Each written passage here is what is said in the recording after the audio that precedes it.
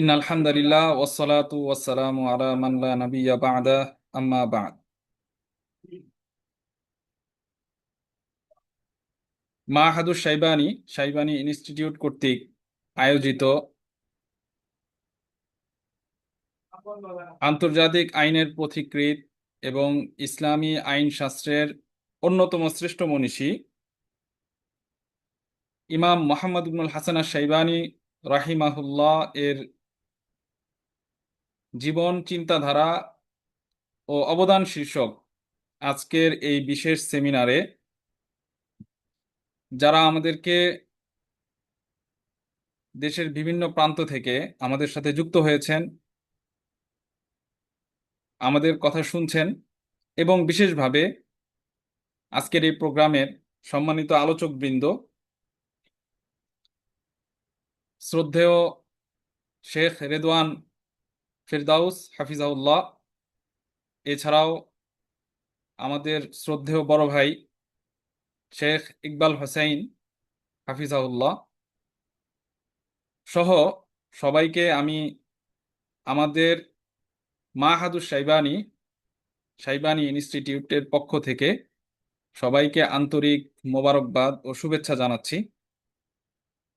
আমাদের আজকের এই প্রোগ্রামে আরো একজন আলোচক ছিলেন শেখ আব্দুস সালাম হাফিজাউল্লাহ, কিন্তু উনি ওনার প্রাতিষ্ঠানিক একটি বিশেষ কাজে আটকে যাওয়াতে উনি আমাদের সাথে যুক্ত হতে পারেননি। তবে ওনার যে আলোচনার বিষয়বস্তু, সেই আলোচনার বিষয়বস্তু আমাদের পূর্ববর্তী দুই আলোচকবৃন্দ তারা আলোচনা করেছেন। ইনশাআল্লাহ বাকি বিষয়গুলো আমিও চেষ্টা করব পূর্ণ করার জন্য। তো আমার মূল আলোচনার বিষয় সেটা হচ্ছে আন্তর্জাতিক আইনে ইমাম মোহাম্মদ ইবনুল হাসান আশ-শাইবানী রাহিমাহুল্লাহ এর অবদান। আসলে আমরা আন্তর্জাতিক আইন এই ধরনের কথা যখন আমরা শুনি, আসলে আমাদের কানে যখন ইন্টারন্যাশনাল ল, আন্তর্জাতিক আইন এই ধরনের বা কূটনৈতিক কূটনৈতিক আইন, কূটনীতি বিষয়ক যে সমস্ত এই ধরনের কোনো বিষয় যদি আমাদের সামনে আসে, তাহলে স্বাভাবিকভাবে আমাদের সামনে একটা ছবি আসে যে সেটা হচ্ছে এই বিষয়গুলো কেমন যেন ইউরোপীয় গবেষক যারা বা পশ্চিমা গবেষক যারা তাদের থেকে উদ্ভাবিত বিষয়, কেমন যেন এখানে আমাদের আমাদের আমাদের সালাফদের বা আমাদের ওলামায়ে কেরামদের কেমন যেন কোনো অবদান নাই, এরকম মনে হয় আর কি। কিন্তু এই বিষয়টা এই বিষয়টা আসলে একদমই না। বরং আমরা দেখি আমাদের ওলামায়ে কেরাম, আমাদের সালাফরা এই বিষয়ে অনেক বেশি অগ্রগামী ছিলেন। এবং আন্তর্জাতিক আইনের ক্ষেত্রে যদি আমরা বলি, আজকের আধুনিক আন্তর্জাতিক যে আইন, সেই আইনের মানে মূল বেস সেটা ইসলামী আইনের উপরে দণ্ডায়মান। এবং বিশেষভাবে বলতে গেলে ইমাম মোহাম্মদ ইবনুল হাসান আশ-শাইবানী রাহিমাহুল্লাহর দুটি কিতাব, আসিয়ারুস সগীর আর হচ্ছে আসিয়ারুল কাবীর, এই দুই কিতাবের উপরে বেস করা। এবং এই জন্য অনেক গবেষকরা, আধুনিক অনেক গবেষকরা বলেছেন যে বর্তমান আন্তর্জাতিক আইন নতুন কোনো কিছু নিয়ে আসে নাই যেটা ইমাম মোহাম্মদের কাছে ছিল না। লাম ইয়াতি বিজাদিদ বিন্নিসবাতি লিমা কাতাবাহু আল ইমাম মোহাম্মদ, এই ধরনের কথা ওনারা বলেছেন। ইনশাল্লাহ আমাদের আসলে ইমাম মোহাম্মদ এমন একজন ব্যক্তিত্ব যে ওনাকে নিয়ে, ওনার ওনার জীবনের ছোট ছোট বিষয়গুলো নিয়ে অনেক বড় সেমিনার বা বড় আলোচনার করার মতন। তা আমাদের আসলে অনলাইন জগতে অনেক বড় সেমিনার করার আসলে সুযোগ নাই। তো সেই আলোকে আমরা সংক্ষিপ্তভাবে এই বিষয়গুলো নিয়ে একটু আলোচনা করার চেষ্টা করব। আমাদের মানে পূর্বপুরুষদের জানার জন্য, যে জাতি তার তার তার যে আসল, তার আসলকে যদি সে না জানে, যে আমার বাবা কি ছিল, আমার দাদা কি ছিল, আমার পূর্বপুরুষ কি ছিল, এই কোনো জাতি যদি তার তার পূর্বপুরুষদের না চিনে, তার ইতিহাস যদি সে না জানে, তাহলে আসলে সে বর্তমান সময়ে এই আধুনিক যুগে সে আসলে মানে অন্যের সংস্কৃতিতে সে গা ভাসিয়ে দিবে, নিজের সংস্কৃতি ভুলে যাবে, নিজের পূর্বপুরুষদের যে অবদান সে অবদান আসলে ভুলে যাবে। তো এই জিনিসগুলোকে সামনে রেখে আসলে আমাদের এই আয়োজন। এবং আমরা এই জিনিসটাই দেখব যে ইমাম মোহাম্মদ ইবনুল হাসান আশ-শাইবানী রাহিমাহুল্লাহ আজকের বর্তমান যে আন্তর্জাতিক আইন, এই আন্তর্জাতিক আইনের উনি আসলে পথিকৃৎ। এবং বলা হয় যে the real father of international law, সে হচ্ছে ইমাম মোহাম্মদ ইবনুল হাসান আশ-শাইবানী। এবং এটা আসলে কোনো গালগপ্প না, এটা কোনো গালগপ্প না। এমন না যে আমি মুসলমান, আমি একজন মাদ্রাসায় পড়ুয়া মানুষ, এই জন্য আমি বলতেছি না। এগুলো ইনশাআল্লাহ আমরা প্রমাণ সহ সামনে পেশ করব। তো ইমাম মোহাম্মদের দুটি কিতাব, আসিয়ারুস সগীর আর হচ্ছে আসিয়ারুল কাবির। আমি প্রথমে এই কিতাবগুলোর পরিচয় দিয়ে আমার আলোচনাটা শুরু করি। আসিয়ারুস সগীর মূলত একটা মুখতাসার ধর্মী বই, সংক্ষিপ্ত বই, যেখানে উনি আন্তর্জাতিক আইনের কাওয়ায়েদ উসুল, মানে মৌলিক কিছু নীতিমালা নিয়ে আলোচনা করেছেন। এবং সিয়ারুস সগীরে মূলত উনি, সিয়ারুস সগীরটা মূলত উনি মানে বর্ণনা করেছেন ইমাম আবু ইউসুফ থেকে। ইমাম আবু ইউসুফ, আপনারা ইমাম আবু ইউসুফকে অলরেডি চিনে ফেলেছেন আমাদের পূর্ববর্তী আলোচকদের আলোচনা থেকে। তো ইমাম আবু ইউসুফ থেকে মূলত উনি আসিয়ারুস সগীরটা রেওয়ায়েত করেছেন, যেখানে উনি আবু হানিফা রাহিমাহুল্লাহর আকওয়াল, আবু ইউসুফের আকওয়াল সহ হানাফি মাযহাবের যে আকওয়াল সেগুলো আলোচনা করেছেন। আর আসিয়ারুল কাবির যেটা, এখানে উনি, এটাকে বলা যায় যে এনসাইক্লোপিডিয়া অফ ইন্টারন্যাশনাল ল, মানে কোনো সন্দেহ নাই। এবং আউয়াল কিতাব, আউয়ালু কিতাবিন ফিল আলাকাত দাউলিয়া আও ফিল কানুন দাউলি, মানে আন্তর্জাতিক আইনের উপরে পৃথিবীতে প্রথম কিতাব, মুনাজ্জাম আকারে যদি আমরা বলি, লিখিত প্রথম কিতাব। এবং ইমাম মোহাম্মদ ইবনুল হাসান আশ-শাইবানী রাহিমাহুল্লাহ সিয়ারুল কাবির, এই কিতাবের মধ্যে উনি বিভিন্ন, যেই আমরা জানি যে স্কুল অফ থট যে আছে আমাদের ইসলামে, বিশেষ করে ইসলামী আইনের ক্ষেত্রে বিভিন্ন মাযাহেব যে আছে, বিভিন্ন মাযাহেবের আকওয়াল উনি সিয়ারুল কাবিরে উনি উল্লেখ করেছেন। এবং এই কারণে সিয়ারুল কাবিরটা হচ্ছে বড় একটা কিতাব। সিয়ারুল সগীর ছোট কিতাব, ওইখানে শুধুমাত্র মৌলিক কিছু নীতিমালা নিয়ে আলোচনা করেছেন আন্তর্জাতিক আইনের। কিন্তু সিয়ারুল কাবিরে উনি বিস্তারিত আলোচনা করেছেন, এবং এটা মাওসুয়া, যেখানে উনি যুদ্ধের নীতি, ঠিক আছে, মানবাধিকার, এরপরে হচ্ছে যুদ্ধবন্দীদের সাথে কেমন আচরণ করা হবে, এরপরে হচ্ছে যে মানে এক দেশের সাথে আরেক দেশের যে চুক্তি মুআহাদাত, সেগুলো কিভাবে রক্ষা হবে। এরপরে হচ্ছে আমরা যে আধুনিক যুগে যে কোন কি বলে এটাকে, প্রত্যেক দেশে অন্য দেশের কি থাকে, আহ, রাষ্ট্রদূতরা থাকেন, সুফারা আরবিতে বলে, সাফিরের জমা সুফারা, সুফারারা থাকেন, রাষ্ট্রদূতরা থাকেন। এই রাষ্ট্রদূতদের সাথে কেমন আচরণ করা হবে, এই সংক্রান্ত বিস্তারিত আলোচনা আসিয়ারুল কাবিরে উনি উল্লেখ করেছেন। এবং বর্তমান আন্তর্জাতিক আইন এগুলোর উপরেই দণ্ডায়মান। তো আসিয়ারুল কাবির এটাকে আবার ব্যাখ্যা করেন হচ্ছে ইমাম মোহাম্মদ আস-সারাখসি রাহিমাহুল্লাহ, যিনি 5ম শতাব্দী হিজরির একজন হানাফি আলেম ছিলেন, যেটা শারহুস সিয়ারিল কাবির নামে পরিচিত। এবং এই শারহুস সিয়ারিল কাবির যেটা, এই শারহুস সিয়ারিল কাবির, এটা প্রথমে আরবি থেকে তুর্কি ভাষায় অনুবাদ হয়, এবং অনুবাদটা করেন হচ্ছে শেখ মোহাম্মদ আল আইনতাবি, শেখ মোহাম্মদ মুনিব আল আইনতাবি রাহিমাহুল্লাহ।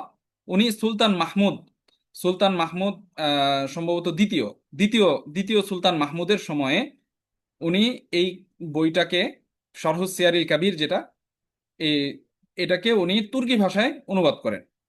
এবং মজার বিষয় হচ্ছে পরবর্তীতে আমরা আমরা ইউনেস্কোকে সবাই চিনি, ইউনেস্কো যে জাতিসংঘের একটা অধীনে একটা সংস্থা, ইউনেস্কো এটাকে এই শরহু সিয়ারিল কাবিরকে ফ্রেঞ্চ ভাষায় অনুবাদ করে।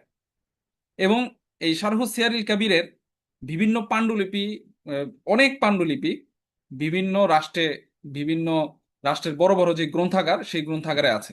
যেমন বার্লিনে আছে, এরপরে হচ্ছে প্যারিসে আছে, এরপরে হচ্ছে লিডেন লিডেনে আছে, তুরস্কে আছে। অনেক পাণ্ডুলিপি এই আহ, এই রাষ্ট্রগুলোতে তাদের যে গ্রন্থাগার, সেই গ্রন্থাগারে এগুলো আছে।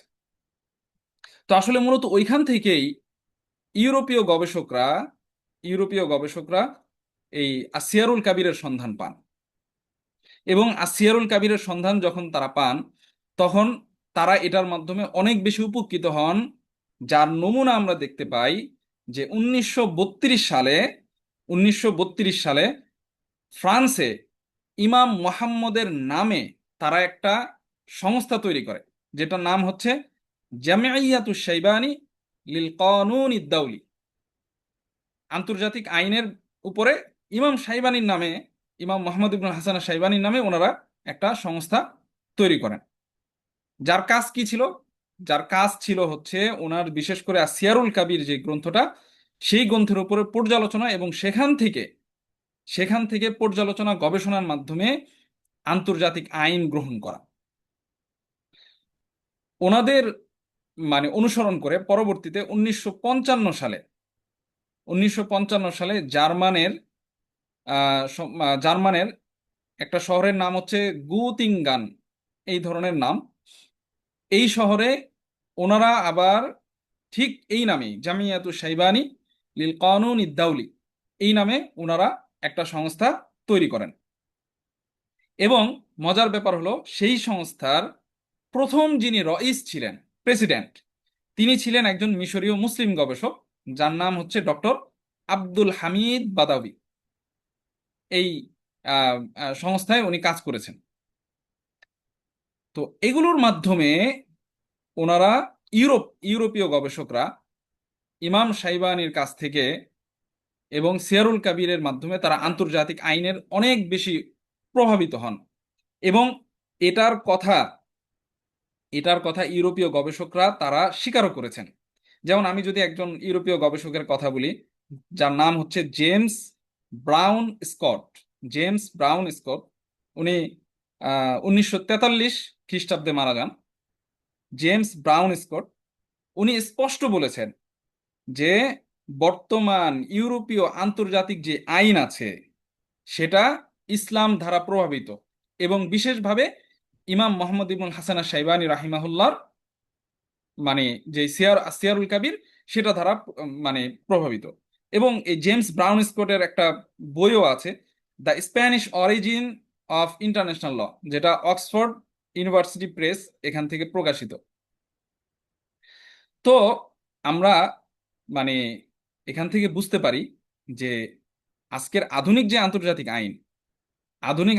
আইন সেটা অনেকভাবে ইমাম মোহাম্মদ ইবনুল হাসান শাইবানী রাহিমাহুল্লাহর যে সিয়ারুল কাবির, সেই সিয়ারুল কাবির দ্বারা প্রভাবিত। এবং সিয়ারুল কাবিরের আসলে আরো মাহাত্ম্য আছে। একটা ছোট্ট ঘটনা বলতে হয় সিয়ারুল কাবির নিয়ে, যে এই কিতাবটা মূলত ইমাম মোহাম্মদের একদম জীবনের শেষ সময়ের কিতাব, ওনার সর্বশেষ কিতাব হিসেবে বলা হয়, যে উনি সর্বশেষ সিয়ারুল কাবির লিখেছেন। তো সিয়ারুল কাবির যখন লিখেন, ওইটার মানে আহ, ওই সময়ে উনি এটা লেখার পরে একটা গাড়ি ভাড়া করে এটাকে উনি খলিফার দরবারে পাঠিয়েছিলেন।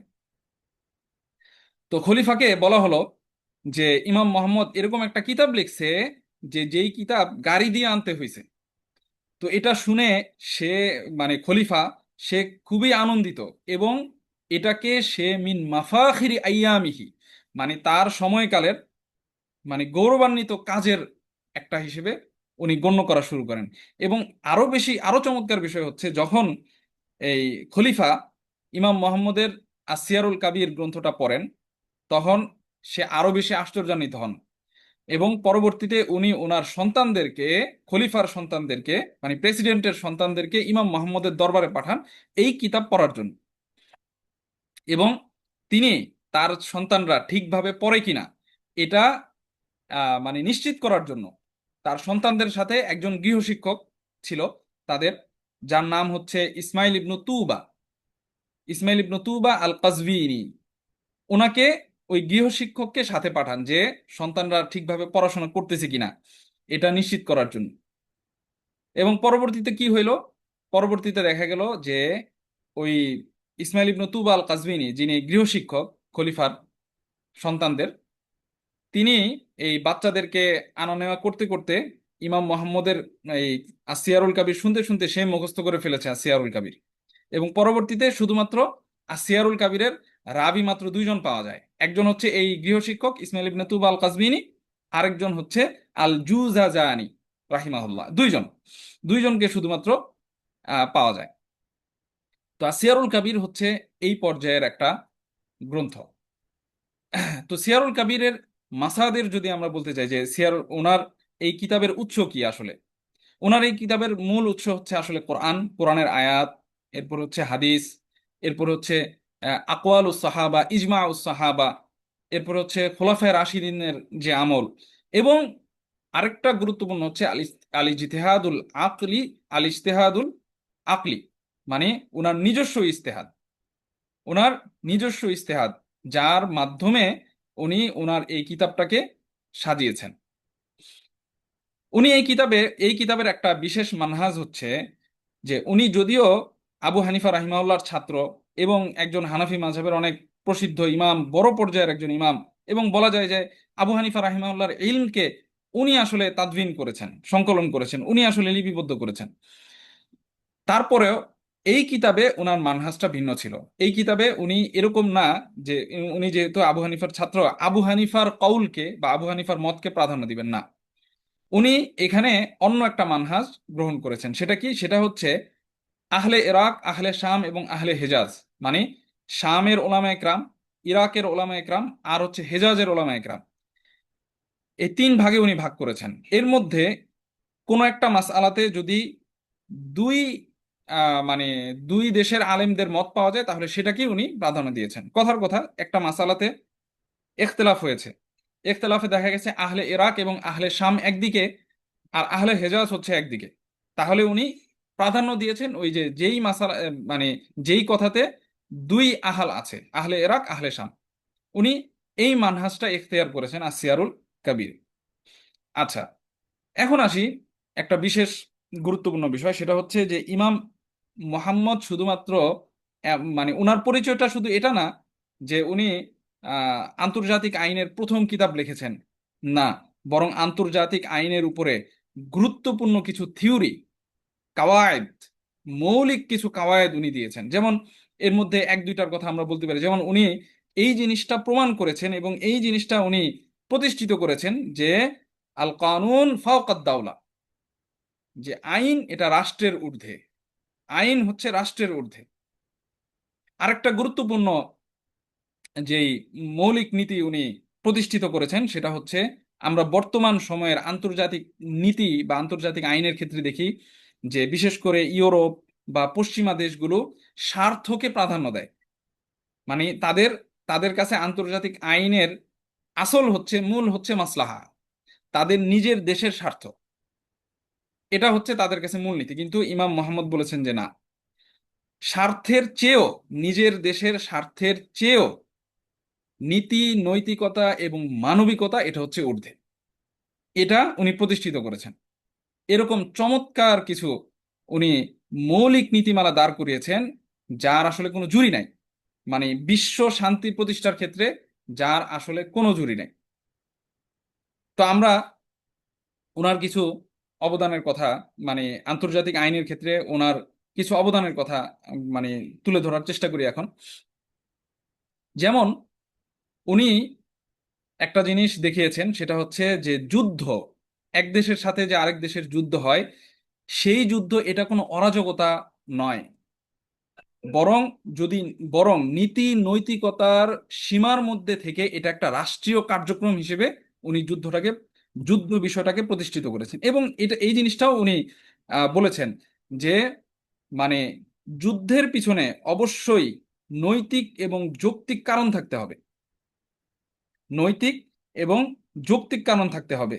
এবং আহ, আহ, কি বলে, যে যুদ্ধের সময় যুদ্ধের সময় মানে মানবিকতা এটাকে প্রাধান্য দিতে হবে। যেমন নিরস্ত্র মানুষকে কোনোভাবে আঘাত করা যাবে না, নারী, শিশু, এরপরে হচ্ছে বৃদ্ধ, এরপরে যারা ধর্মীয় পণ্ডিত যারা থাকেন এবং নিরস্ত্র জনগণ, তাদের কোনোভাবে ক্ষতি করা যাবে না, এবং পরিবেশ এবং অবকাঠামোর ক্ষতি করা যাবে না।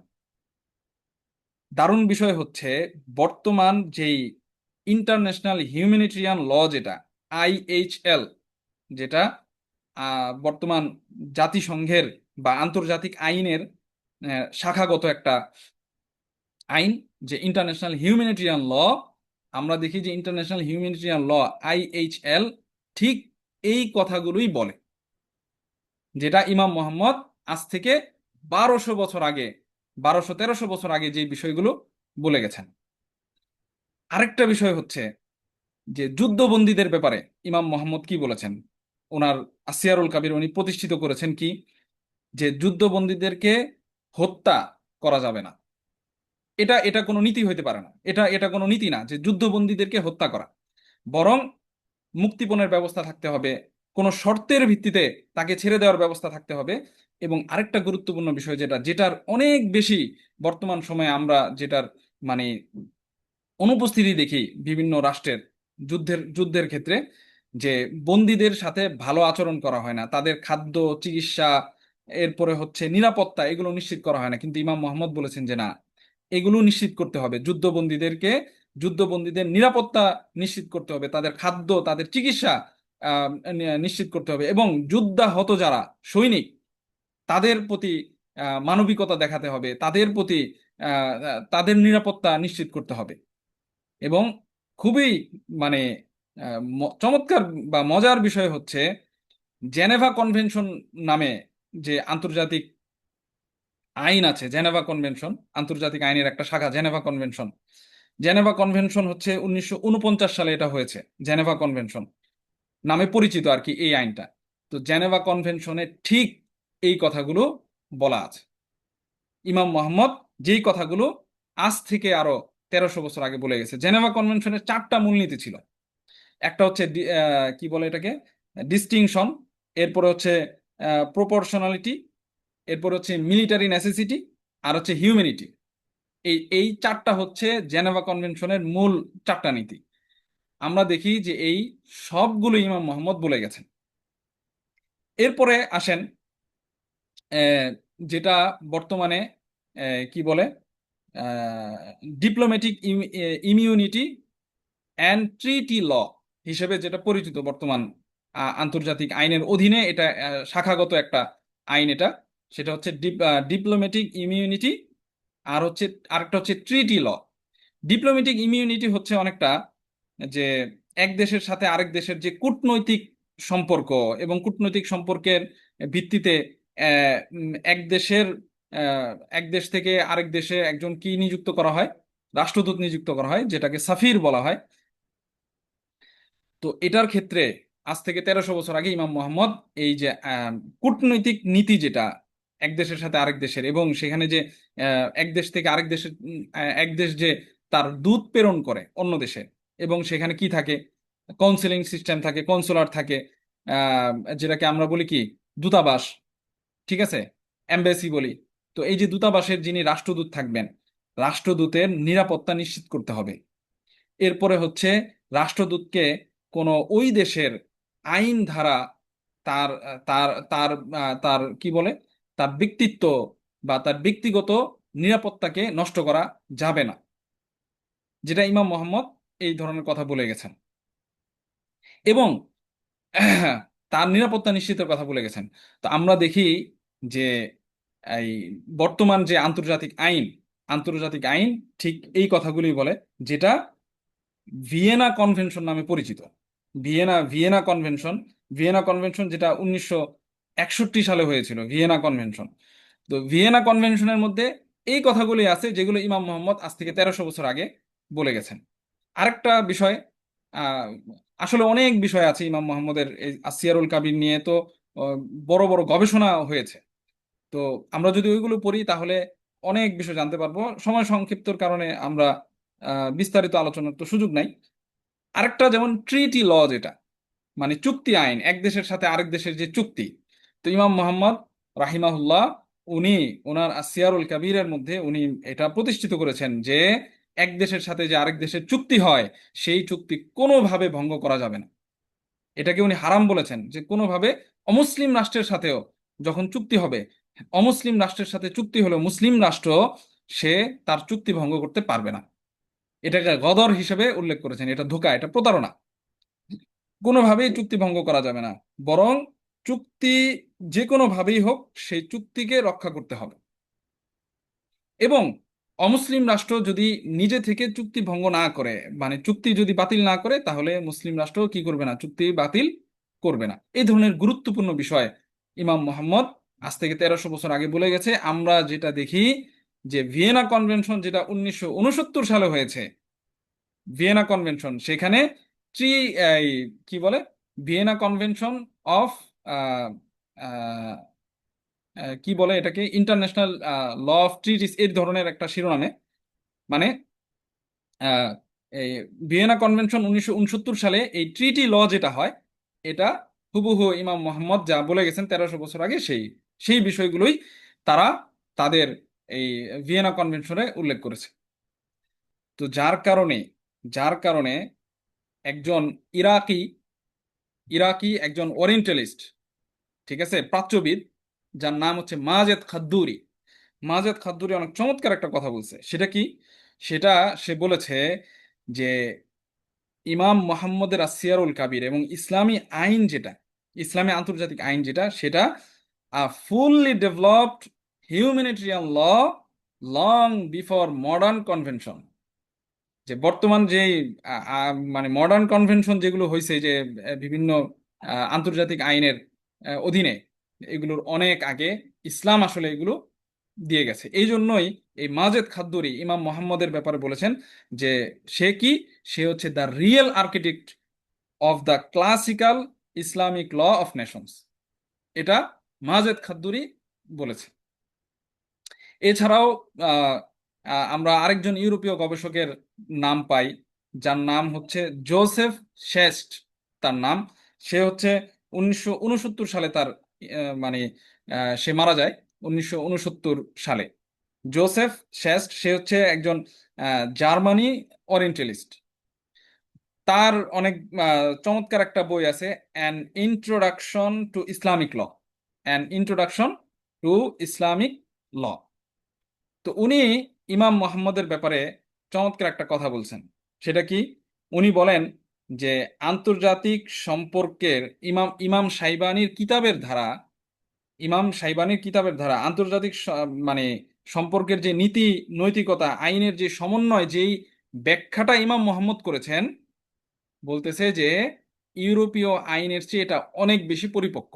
মানে ইমাম মোহাম্মদ নৈতিকতার ভিত্তিতে আন্তর্জাতিক আইনের যে ব্যাখ্যা দাঁড় করিয়েছেন, সেটা ইউরোপীয় আন্তর্জাতিক আইনের, ইউরোপীয় তৈরি আন্তর্জাতিক আইনের চেয়ে অনেক বেশি পরিপক্ক। এটা কে বলেছে? আমরা বলি না, এটা জোসেফ শেস্ট, যিনি একজন জার্মান ওরিয়েন্টালিস্ট, তিনি এই এই সাক্ষী দিয়েছেন ইমাম মোহাম্মদের বিচক্ষণতার এবং ইমাম মোহাম্মদের এই কাজের ব্যাপারে। আরেকজনের কথা আনতে হয়, যিনি স্টাডি অফ হিস্টোরি, এই কিতাবের, এই বইয়ের লেখক, আর্লন টয়েনবি। আর্লন টয়েনবি 1975-এ উনি মারা যায়, একজন আহ, পশ্চিমা গবেষক। উনি মানে অনেক বড় একটা সাক্ষী দিয়েছেন। সেটা কি? সেটা হচ্ছে উনি বলেছেন যে আন্তর্জাতিক আইনের ক্ষেত্রে আন্তর্জাতিক আইনের ক্ষেত্রে ইউরোপের চেয়ে অনেক বেশি এগিয়ে হচ্ছে ইসলামিক আইন, অনেক বেশি এগিয়ে হচ্ছে ইসলামিক আইন। কিন্তু আসলে সবকিছুর পরেও, মানে আমি যখন আমার বাপ দাদাকে ভুলে যাব, আমি আমার বাপ দাদাকে ভুলে যাব, আমার পূর্বপুরুষকে যখন আমি ভুলে যাব, তখন অন্য যারা অন্য যারা তারা তো আসলে আমার পূর্বপুরুষদেরকে সাইডেই রাখতে যাবে, ঠিক না? লাইম লাইটে তো আসতে দিবে না। তো যার কারণে এটার একটা মানে বাস্তব বিষয় কি, যে ইউরোপীয় গবেষকরা এত কিছু বলার পরেও এবং ইমাম মোহাম্মদের কাছ থেকে তারা এতভাবে উপকৃত হওয়ার পরেও, তারা আন্তর্জাতিক আইনের জনক বলে হচ্ছে হল্যান্ডের একজন আন্তর্জাতিক আইন গবেষক ছিলেন, যিনি হচ্ছেন হুগো গ্রোটিয়াস। হুগো গ্রোটিয়াসকে মানে ফাদার অফ ইন্টারন্যাশনাল ল তারা বলে। অথচ হুগো গ্রোটিয়াস হচ্ছে 1645 খ্রিস্টাব্দে তার মানে মৃত্যু। 1583 খ্রিস্টাব্দে তার জন্ম, আর 1645 খ্রিস্টাব্দে হচ্ছে তার মৃত্যু। অথচ দেখেন হুগো গ্রোটিয়াসের প্রায় 800 বছর আগে ইমাম মোহাম্মদ আসিয়ারুল কাবির লিখেছেন। ইমাম মোহাম্মদের মৃত্যু হচ্ছে খ্রিস্টীয় শতাব্দী হিসেবে 804 খ্রিস্টাব্দে। তাহলে মানে হুগো গ্রোটিয়াসের প্রায় 800 বছর আগে ইমাম মোহাম্মদের মানে ইমাম মোহাম্মদ আসিয়ারুল কাবির লিখেছেন। এবং অনেক গবেষক এই জন্য বলেছেন যে হুগো গ্রোটিয়াস সে যে আন্তর্জাতিক আইন গবেষণা করেছে বা আন্তর্জাতিক আইনের উপরে যে বই লিখেছে, সে আসলে ইমাম মোহাম্মদের কিতাব দ্বারা প্রভাবিত। কিন্তু এখন স্বাভাবিকভাবে আমি যেহেতু আমার বাপদাদার কথা ভুলে গেছি, সুতরাং অন্যরা কি আমার বাপদাদাকে এভাবে মানে ফুটিয়ে তুলবে? তুলবে না। যার কারণে ইউরোপীয় গবেষকরা ইমাম মোহাম্মদকে এইভাবে ফুটিয়ে তোলে নাই, যেভাবে হুগো গ্রোটিয়াসকে ফুটিয়ে তুলেছে, কারণ সে তার লোক। আমি বলি না, আমি আমার আমার বাবার কথা বলি না, আমার দাদার কথা বলি না, তো অন্য মানুষ বলবে? অন্য মানুষ বলবে না। তারা যে এতটুকু বলেছে এটাই বেশি। তো বিষয়টা হচ্ছে যে আমাদেরকে আসলে আমাদের আমাদের ইমামদেরকে, আমাদের সালাফদেরকে আসলে চিনতে হবে। ইমাম মোহাম্মদ আপনি আপনি তালাশ করে দেখেন যে ইমাম মোহাম্মদকে আসলে কয়জন চিনে। ইমাম মোহাম্মদকে আসলে কয়জন চিনে? ইমাম মোহাম্মদের একটা গুরুত্বপূর্ণ ভূমিকা হচ্ছে আন্তর্জাতিক আইনের ক্ষেত্রে। আন্তর্জাতিক আইনের ক্ষেত্রে একটা গুরুত্বপূর্ণ ভূমিকা, এবং উনি মানে আসলেই রিয়েল আর্কিটেক্ট এই এই শাস্ত্রে। উনি রিয়েল আর্কিটেক্ট, কারণ ওনার আগে এভাবে মানে ইসলাম আন্তর্জাতিক আইনের উপরে কারো গ্রন্থ এবং এভাবে আহ, বই আসলে পাওয়া যায় না, আলোচনা পাওয়া যায় না। উনি যেটা করে গেছেন, এবং বর্তমানের আন্তর্জাতিক আইন মানে বলাই চলে যে ইমাম মোহাম্মদের আসিয়ারুল কাবির এবং ইমাম মোহাম্মদের যে চিন্তা, এরপরে হচ্ছে চিন্তাধারা, ওনার আহ, আহ, আলোচনা, এগুলোর ধারা তারা প্রভাবিত। তো ইনশাআল্লাহ আমরা আমাদের আজকের সেমিনার ইনশাআল্লাহ শেষ করব। রাত অনেক হয়ে গেছে। আশা করি যে আপনারা আমাদের এই সেমিনারের মাধ্যমে, আমাদের আলোচকবৃন্দের আলোচনার মাধ্যমে আপনারা উপকৃত হয়েছেন, এটাই আমরা আশা রাখি। আমি অনেক দুঃখ প্রকাশ করছি, শুরুর দিকে আমাদের কিছু মানে টেকনিক্যাল ইস্যুর কারণে আমাদের লাইভ শুরু করতে একটু দেরি হয়েছে। তাছাড়াও অন্যান্য যে সমস্ত ত্রুটি দেখা দিয়েছে আলোচনার মাঝে, সেটার জন্য আমরা দুঃখ প্রকাশ করছি।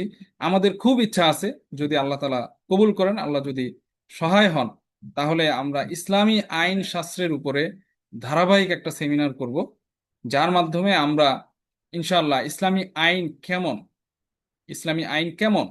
ইসলামী আইনের ধারা উপধারা, ইসলামী আইন কত বিস্তৃত, আমরা যে বলি ইসলাম কমপ্লিট কোড অফ লাইফ, পূর্ণাঙ্গ জীবন ব্যবস্থা, সেটা কিভাবে, সেটা ইনশাল্লাহ দেখানোর চেষ্টা করব আমাদের ইসলামী আইন শাস্ত্রের উপরে। মানে ধারাবাহিক সেই সেমিনারের মাধ্যমে আল্লাহ তাআলা কবুল করেন, খুব শীঘ্রই আশা রাখি এটার ঘোষণা চলে আসবে। তো আপনারা আমাদের জন্য দোয়া করবেন, আমাদের প্রতিষ্ঠানের জন্য দোয়া করবেন। আমাদের প্রতিষ্ঠান মাহাদুস সাইবানী, আমাদের বর্তমানে একটি কোর্স চলমান আছে, যেটা 2 বছর ব্যাপী আহ, ইসলামিক স্টাডিজ প্রোগ্রাম, যেটা আমরা মূলত সাজিয়েছি হচ্ছে বিশ্ববিখ্যাত আল আজহার ইউনিভার্সিটির অধীনে যে আল আজহার ইনস্টিটিউট আছে, আল আজহার ইনস্টিটিউটের আহ এয়াদাদি এবং সানবী মাধ্যমিক উচ্চ মাধ্যমিকের যে সিলেবাস, সেই সিলেবাসকে সামনে রেখে আমরা 2 বছর ব্যাপী একটি ইসলামিক স্টাডিজ প্রোগ্রামের আয়োজন করেছি। সেটার ব্যাচ চলমান, আমাদের ক্লাস চলমান। আমাদের ইচ্ছা আছে আরো কিছু প্রোগ্রাম ধীরে ধীরে মানে বাড়ানো। তো এটাতে সবার যদি সহযোগিতা থাকে এবং সবার দোয়া থাকে, ইনশাল্লাহ আমরা আস্তে আস্তে এগিয়ে যাব। আপনাদের কাছে, আপনাদের সবার কাছে আমি দোয়া প্রার্থনা করছি।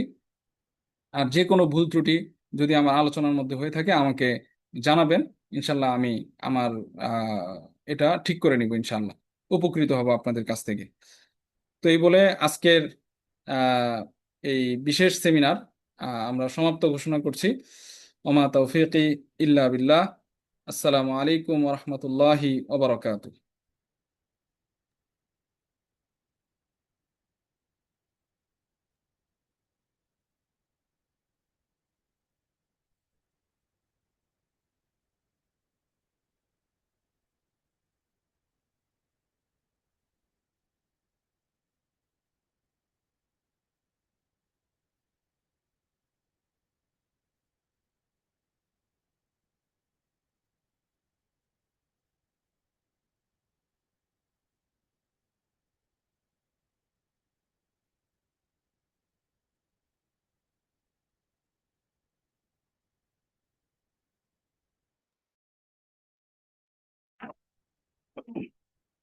ওয়ালাইকুম আসসালাম রহমতুল্লাহ বরকাত।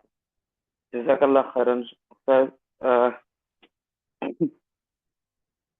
আমরা আশা করি মাহাদুর সাহেবানীর উদ্যোগে এরকম ইমামদের নিয়ে এবং হচ্ছে ইসলামিক আইন নিয়ে আমাদের সামনে আরো সুন্দর এরকম আয়োজন আসবে।